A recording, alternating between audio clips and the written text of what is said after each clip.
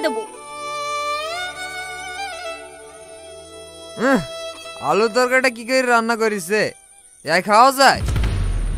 মদ গিলে গিলে তো একবারে মুখের সাথে নষ্ট করে ফেলিছে। ওইটা আলু, দেখতে পাচ্ছ না কলার তরকারি? হ্যাঁ, কলা কি করে যে রান্না করে? কলা কেউ আলু মনে হচ্ছে।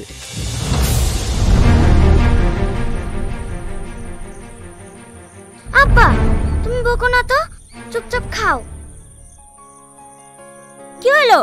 ভাতে তাহলে আপনি কোথায় যাচ্ছেন? আমি ঘরে কি খাবো? হ্যাঁ বুঝতে পেরেছি, লাতিকে খাওয়ানোর লেগে নিয়ে যাচ্ছেন তো। ওই ভাতে যেন হয়ে যায়, আর ভাত বলে আসবেন না। আমি 4 জনের লেগে খাবার করেছি।